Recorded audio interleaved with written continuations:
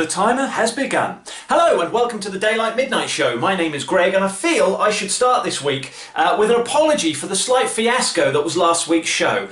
I forgot half my costume as set up by Outfit Roulette the week before. I didn't set the Gregometer. We had the issue with me filming later in the day, so the sun was shining through the window and illuminating my face and closing my eyes. And then we had the weird shadow that was cast across my face that I didn't even realise was happening, but some of you did. Was there a crane outside the window? Do you film on a building site? I'm going to explain to you what that shadow was. I'd like to show you, but it's actually something I'm building at the moment. It was a Christmas present a couple of years ago, and I haven't finished putting it together yet because I move very slowly when I'm doing things like this. So if I move it, it will collapse. So instead, I've dug out the box that it came in. It is called a space rail. It's a bit like a marble run. You put it all together, and there's a battery-operated part in it. And it lifts a ball up to the top of this tower. The ball then scoots all the way around it in slow motion, and then it goes all the way back to the top again. It's a bit like a Newton's cradle, but a bit more elaborate. So it's a bit of a desk adornment that you put together yourself, and this is the bit in the middle that was casting the shadow across my face. So there we are, the mystery has been solved, and it's a much duller day today, and I'm recording back in the morning again, so we're not going to have the issue with the sun.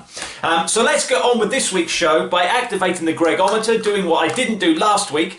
If you're not familiar with this, or if you've forgotten in the last 2 weeks, this is a very scientific technical device. This was put together by love-making Lutherans in Latvia. And this measures certain things within my body. So it's going to measure things like the width of my arteries, how much lactic acid there is built up in my buttock muscles, the damage to my frontal lobe caused by that concussion I had in my teen years, and it will come up with one word that it thinks sums up the mood I'm in today and therefore the kind of show you might have, and it will beam that to the expensive display cabinet behind me. And this week I can tell you the word that the Gregometer thinks sums me up is the word okay. And sometimes, you know, being okay is the best you can hope for, and in those circumstances, if you feel okay, then you're doing well. So I am happy with that. So let's move on to the Door of the Lights this week. Pogo Dave Penguin, our show mascot, sitting in his new spot. The Seagulls update.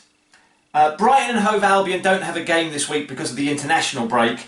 And last week they drew 0-0 with Burnley, and many of the reports I've read said it was possibly the most boring game of football ever played in the Premier League. So I'm not going to dwell on that too much, unless you want me to make something up to make it sound more interesting. So in the 75th minute of the game, a golden eagle swooped into the stadium and tried to peck out the eyes of an assistant manager before being chased away by a three-legged dog wearing a Brighton and Hove Albion kit. The Christmas countdown. Now, I know you can't see this particularly well, but I've left it in the place that it was in. I've got to scratch out Thursday, November the 12th, meaning we now have 42 days, boys and girls, until Christmas. 6 weeks from the point I'm filming this, it will be Christmas Day. And I know some people are annoyed that I'm mentioning it so early, but bear in mind I mentioned it last week and there was 7 weeks to go, and another week has gone, so we're down to 6 weeks.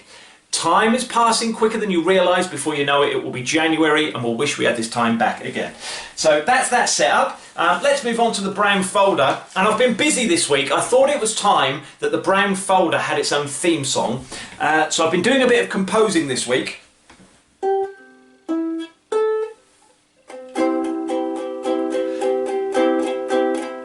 Greg's got a dodgy mind and he's got a dodgy shoulder.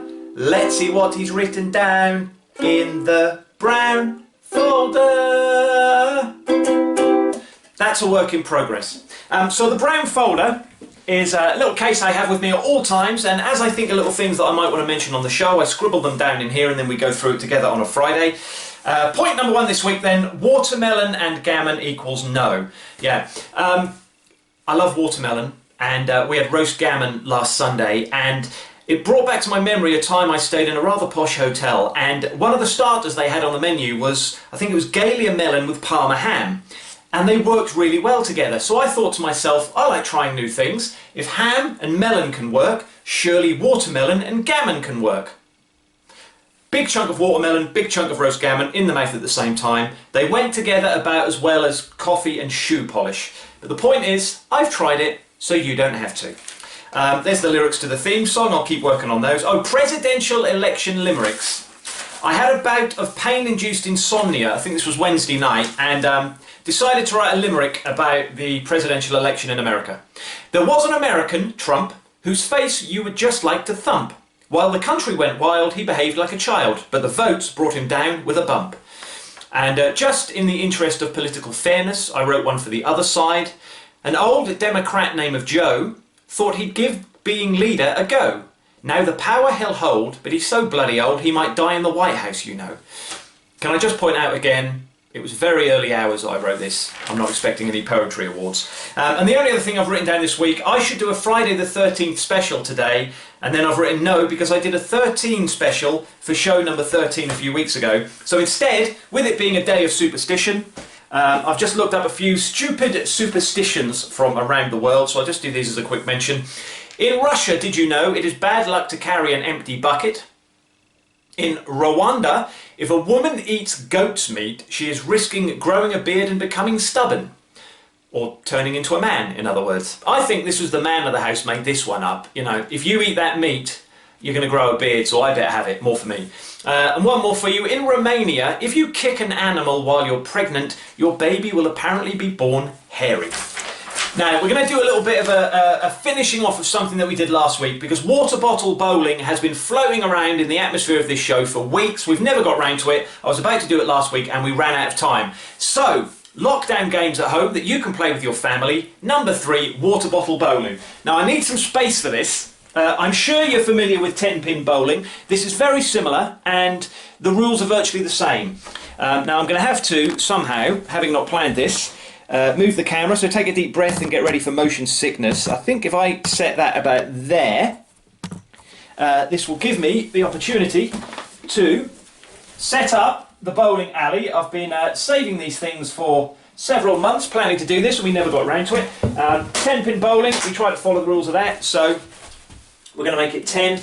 So there's 5 across the back in true bowling style. Just check you can actually see that. Yes, you can. 3 in front of that. So that's, oh no, it should be 4, 5, 6, 7, 8. 2 more. We're nearly there. Just got to stretch over here. Oh, goodness me. I did not plan this very well. So there we go. 10 bottles set up in a triangle shape. And then you just select the ball. The good thing about this is you're not going to damage anything in your house because everything is plastic, and I'm using this rather wonderful little ball here. So like 10-pin bowling, you get 2 throws. So you just pick a distance, you just go for it. So I'm going to bowl that one in there. Yes, I've knocked absolutely none of them down. So then you get a second one. That's a bit more like it. So my score on that would have been 4, and then you set the bottles up again and the next person has a go. It is basically the same as 10-pin bowling, but you are doing it with plastic. And I've just had a thought. I know that, you know, there's no comment on outside issues, but it took us, a family of 4, about a week to get through these bottles of sparkling water. So that is one family, one product, 1 week. And that is the waste of plastic that we've produced.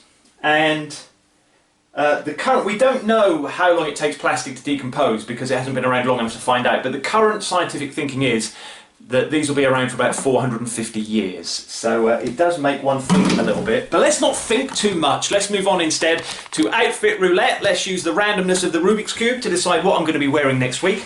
I want to make a change. I've worn this black jacket quite a lot over the past few months. So we're going to get rid of the black jacket. And I'm going to replace it with my green lumberjack shirt. I might redo this for next week because this is starting to look a bit of a mess. And I might replace the headscarf as well because I don't want to get a headscarf for 3 weeks in a row. But anyway, let's do it then. So we roll this, we see what colours come up, and that ascertains, judging by what's on the board, what I'm going to wear. So it's green, so that's going to be the lumberjack shirt that I've just put on there. The next one is blue, and blue is, oh, my posh dress shirt. And to accessorise that, we will have, if I can do it without dropping it, red. So I will be wearing sunglasses. Lumberjack shirt, my dress shirt, and sunglasses is next week's combination. And that's all we have time for this week. So, a rhyming couplet to end the show with. Being in a lockdown means you can't go out, of course. But now you have a bowling game to play with you and yours. I will see you next week. Have a great 7 days.